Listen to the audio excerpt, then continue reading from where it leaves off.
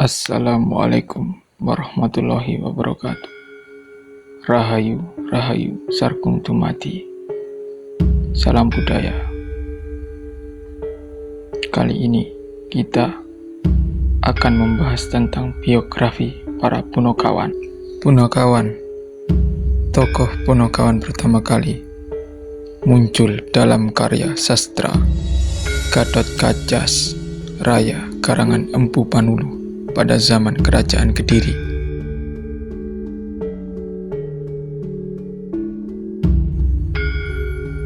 Yang pertama yang akan kita bahas adalah Semar. Semar adalah salah satu tokoh yang selalu ada di Punokawan ini, dikisahkan sebagai abdi, tokoh utama cerita Sahadewa dari keluarga Pandawa. Bukan hanya sebagai abdi, namun Semar juga kerap kali memberikan nasihat-nasihat bijaksananya untuk keluarga Pandawa. Semar digambarkan sebagai tokoh yang sabar dan bijaksana. Kepala dan pandangan Semar menghadap ke atas, menggambarkan kehidupan manusia agar selalu mengingat Sang Kuasa. Kain yang dipakai sebagai baju oleh Semar, yakni kain Semar Parangkusumo Rojo, merupakan perwujudan agar memayuhayuning Banowo atau menegakkan keadilan dan kebenaran di bumi. Di kalangan spiritual Jawa, Semar dianggap sebagai simbol keesaan. Bila berada di kayangan, ia bernama Batara Ismaya. Semar adalah seorang dewa yang ditugaskan turun ke dunia mengasuh para kesatria. Istrinya bernama Dewi Kanastren, berputra 3 orang, yaitu Nalagareng, Petruk, dan Bagong. Sebagai pamong para satria, Semar bertempat tinggal di Kelampis Ireng. Kelampis Ireng adalah suatu padepokan di bawah kekuasaan kerajaan Amarta. Kilurah Semar juga bernama Badranaya, Nayantaka, Janganas Marasanta, memiliki arti Badra yang memiliki arti bulan purnama, dan Naya roman muka. Bila sedang bersukaria, wajahnya bagaikan bulan purnama. Naya yang memiliki arti roman muka, dan Taka sama dengan mati. Bila sedang bersedih hati atau marah, wajahnya bagaikan orang mati. Rupa dan bentuknya jelek, mata dan mulutnya lebar, payudaranya besar, bagaikan seorang wanita. Walaupun jelek rupanya, tetapi baik hatinya, penyabar, suka mengalah, dan mencintai sesama manusia. Benci akara murka, dan cinta keadilan. Bila dewa berbuat jahat, Semar bertindak.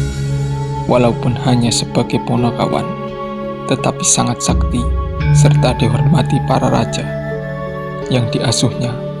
Jika para Pandawa dan keturunannya sedang bersedih, ia selalu menghiburnya.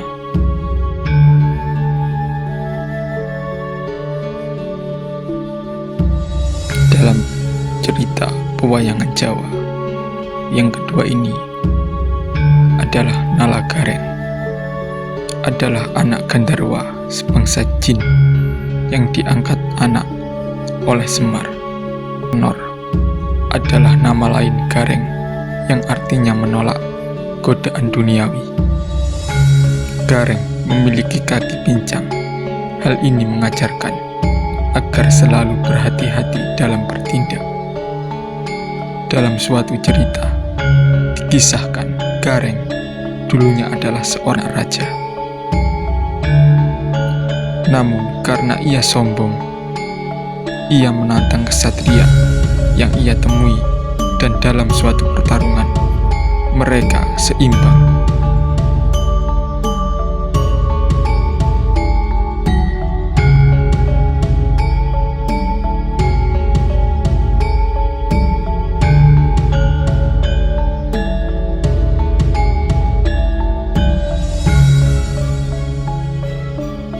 Hal ini menandakan kehati-hatian, meskipun sudah makmur, tetapi harus tetap waspada.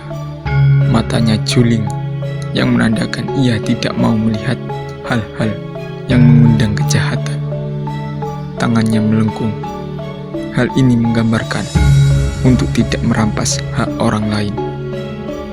Nalagareng adalah pengasuh para satria, putra sulung Ki Lurah Semar, bertempat tinggal di Kelampis Ireng.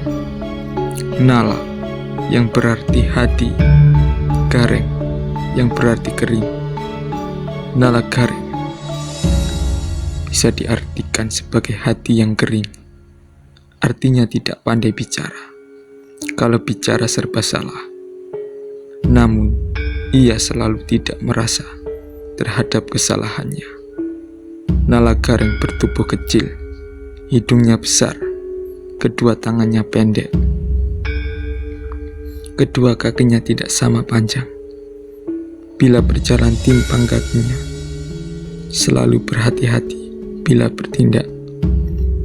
Bentuk tubuhnya kurang sempurna, sehingga sering ditertawakan. Nalagareng juga disebut Cakrawangsa, Pancal Pamor. Ia senang bersahabat dengan siapa saja. Yang diupayakan hanyalah kerukunan para saudara, benci kejahatan, senang kejujutan. Walaupun wayang pelawak, bila berbicara tidak dengan bercanda.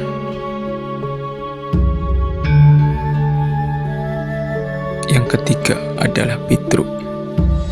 Petruk digambarkan sebagai sosok yang gemar bercanda, baik melalui ucapan ataupun tingkah laku. Ia adalah anak kedua yang diangkat oleh Semar. Nama lainnya yakni Kantong Bolong, yang artinya suka berderma. Sebagai punakawan, ia adalah sosok yang bisa mengasuh, merahasiakan masalah, pendengaran yang baik, dan selalu membawa manfaat bagi orang lain.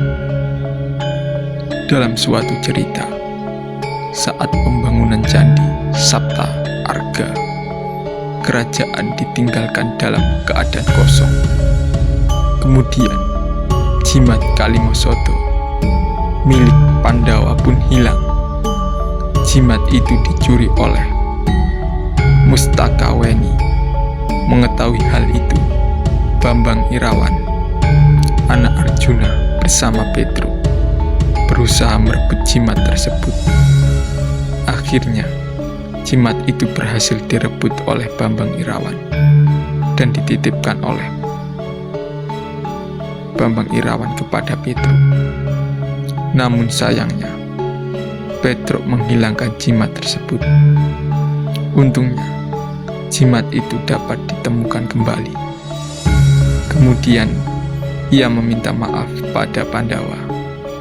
Melalui kisah itu, Petruk ingin mengingatkan untuk memperhitungkan setiap tata kelakuan dan tidak mudah percaya kepada siapapun. Kemudian ia juga mengajarkan untuk berani mengakui kesalahan. Petruk bersama Semar bertempat tinggal di Kelampis Ireng. Di antara para punakawan, ia memiliki bentuk tubuh yang baik. Tubuhnya tinggi dan besar serta tidak cacat, berhidung mancung, tangannya panjang. Rajin dan suka bekerja keras, menolong sesama manusia, senang memberi daripada meminta. Namun sayang, Petruk bersifat pemboros, pandai berbicara, suara dan bahasanya enak didengar, pandai bernyanyi dan cinta budaya bangsanya. sopan santun dan baik budi pekertinya. Cinta damai, senang ketentraman, tidak suka mencari musuh, memiliki banyak saudara. Petruk berilmu cukup dan berwawasan luas, sering memberi penerangan kepada sesama. Jika berjalan, tangannya selalu menuding. Tingkah lakunya lucu, membuat orang tertawa. Bagong adalah anak ketiga yang diangkat oleh Semar.